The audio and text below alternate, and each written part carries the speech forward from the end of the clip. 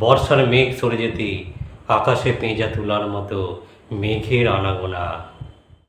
বাংলার ঘরে ঘরে শুরু হয়ে যায় দুর্গা উৎসবের প্রস্তুতি। মা আসছেন যে। অতীতের দুর্গাপূজা মানেই সাবেকিয়ানা, আর বর্তমানের দুর্গাপূজা মানে থিমের রমরমা। সেই অতীতের দুর্গাপূজা কেমন ছিল?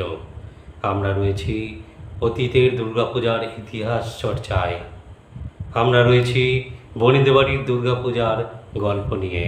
আজকে শোনাবো ঠাকুরবাড়ির গল্প। জোড়াসাঁকো ঠাকুরবাড়িতে দুর্গাপুজো কি হতো? হলে কবে হতো? সেই দুর্গাপুজো কি এখন হয়? কবে দুর্গাপুজো বন্ধ হয়ে যায়? আমরা জানি ঠাকুরবাড়ি মানে ব্রাহ্ম সমাজ, আর ব্রাহ্মরা ছিল একেশ্বরবাদ। মূর্তি পূজায় তারা বিশ্বাস করতো না। তাহলে কিভাবে হতো সেখানে দুর্গাপূজা? আসুন সেই গল্প শুনবো আজকের ভিডিওতে। ভিডিওটি শেষ পর্যন্ত দেখার অনুরোধ রইল।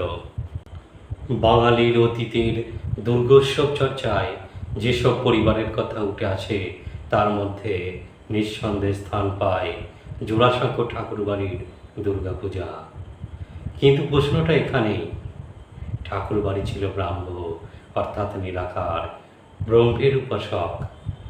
সেখানে দুর্গাপূজার মতো সাকার ঈশ্বর সাধনা হতো কিভাবে? কে শুরু করেছিলেন এই পরিবারের দুর্গাপূজা? রবীন্দ্রনাথ ছিলেন পঞ্চানন কুশারীর বংশধর। পঞ্চানন কুশারী যশোর জেলায় থাকতেন। যশোর জেলা থেকে একসময় তিনি কলকাতায় চলে আসেন। তিনি কলকাতায় এসে পূজা অর্চনা করতেন। সেখানকার লোকেরা তাকে ঠাকুরমশাই বলে ডাকতেন। সেই ঠাকুরমশাই থেকেই তাদের বংশের পদবী হয়ে যায় ঠাকুর। পঞ্চানন ঠাকুরের দুই ছেলে, জয়রাম এবং রামসন্তোষ। জয়রামের ছেলেদের মধ্যে ছিলেন নীলমণি ঠাকুর। নীলমণি ঠাকুরের ছেলে রামলোচনের পুত্র সন্তান ছিল না। তিনি দ্বারকানাথ ঠাকুরকে দত্তক নেন।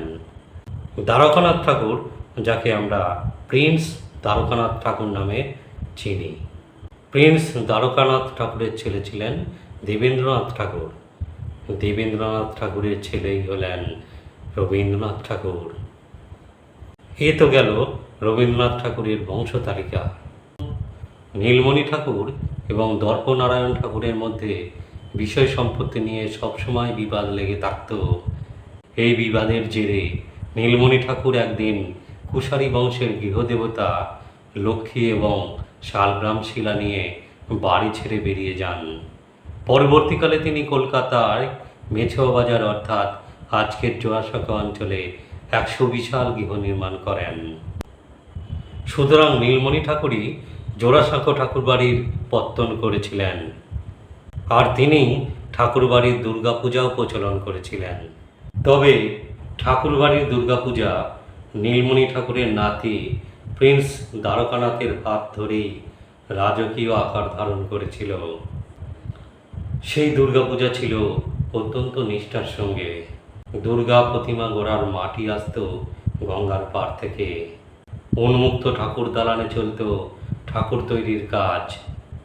এখানকার প্রতিমাও ছিল একচালা বিশিষ্ট, তবে প্রতিমার মুখের বৈশিষ্ট্য ছিল ঠিক অন্য ধরনের।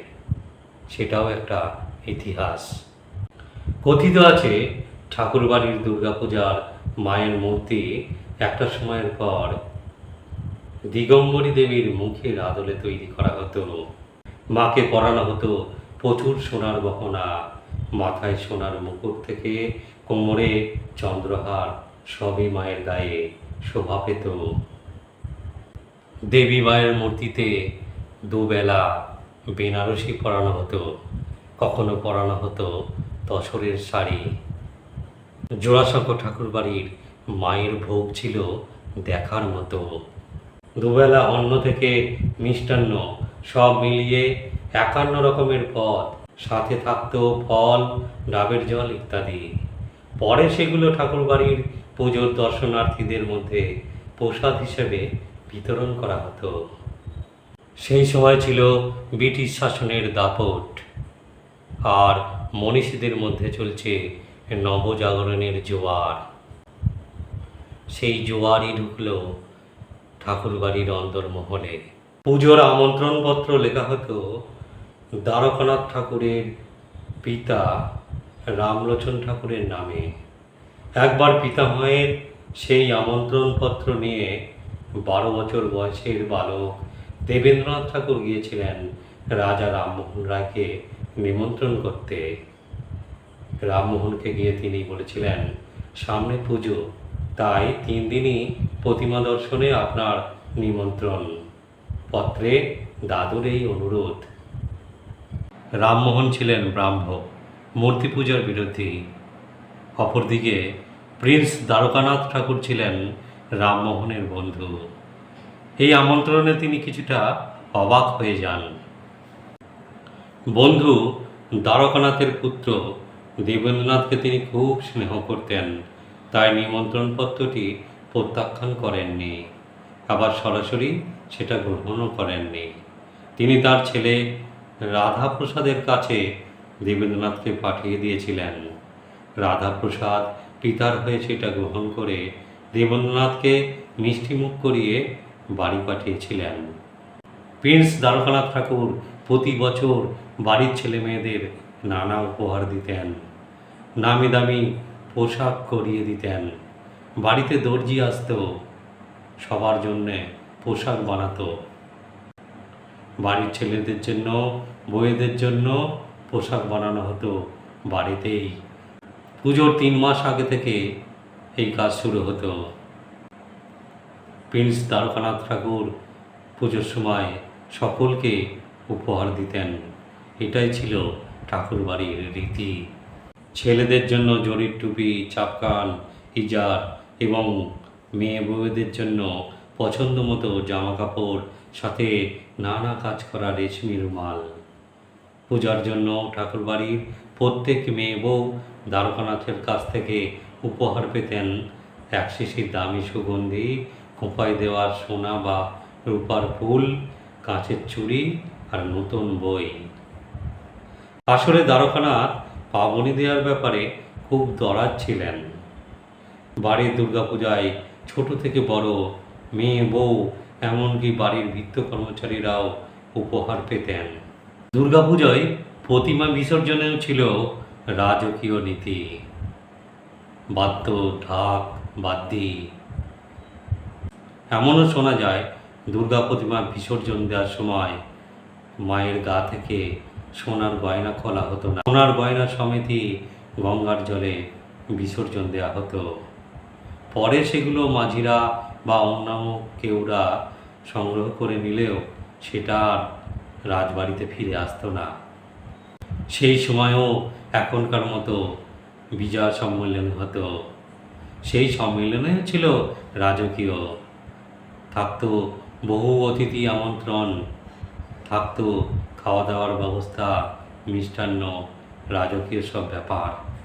12 বছরের যে ছেলে দেবেন্দ্রনাথ ঠাকুর রাজা রামমোহনকে নিমন্ত্রণ করতে গিয়েছিলেন, সেই ছেলেরই বয়স যখন 20 বছর হয়, উপনিষদের প্রথম শ্লোকটি পড়ে তার ব্রহ্মজ্ঞান হয়। তিনি বিরোধী হয়ে ওঠেন মূর্তি পূজার। এদিকে রামমোহনের একেশ্বরবাদ সম্পর্কে তিনি অবগত হন। একেশ্বরবাদ চর্চার লক্ষ্যে তিনি গড়ে তোলেন তত্ত্বরঞ্জনী সভা।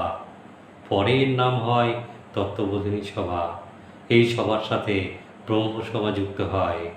এই সভার দায়িত্ব নিয়ে 25 বছরের তরুণ দেবেন্দ্রনাথ ব্রাহ্মধর্মকে দীক্ষার ধর্মে রূপায়িত করে ব্রাহ্ম সমাজের প্রতিষ্ঠা করলেন। দেবেন্দ্রনাথের হাত ধরেই ঠাকুরবাড়ি ধীরে ধীরে ব্রাহ্ম হতে লাগলো। এবার দ্বন্দ্ব এলো মূর্তি পূজায়। দেবেন্দ্রনাথ মূর্তি পূজার বিরোধী ছিলেন। তিনি দুর্গা পূজার সময় বাড়িতে থাকতেন না। অথচ বাড়ির অন্যান্য সদস্যদের মধ্যে দুর্গা পূজার ব্যাপারে একটা মতবিরোধ তৈরি হয়েছিল। কেউ মনে করতেন দুর্গাপূজা সামাজিক বন্ধনের উৎসব, তাই এটা চালিয়ে যাওয়া উচিত।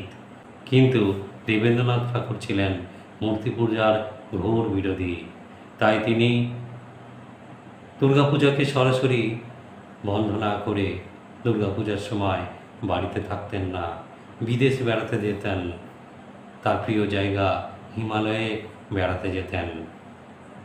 পিতার উত্তরস্বরী রবীন্দ্রনাথ ঠাকুরও ব্রাহ্ম ধর্মে দীক্ষিত। তিনিও মূর্তি পূজার বিশ্বাসী ছিলেন না, তিনিও এই দুর্গাপূজা উৎসবে মাততেন না। রবীন্দ্রনাথ ঠাকুর শরৎ ঋতুর এই উৎসবকে তিনি মাটির প্রতিমা বন্দনায় মিন্ময়ী না করে, শরতের অমল আলোয় প্রকৃতি বন্দনা করে তাকে চিন্ময়ী করে তুলেছিলেন শারদ উৎসব নাটকে। এরপর থেকে ধীরে ধীরে ঠাকুর বাড়িতে দুর্গাপূজার প্রচলন বন্ধ হতে থাকে। এই ছিল আজকের ভিডিও। ভালো লাগলে সঙ্গে থাকবেন। নমস্কার।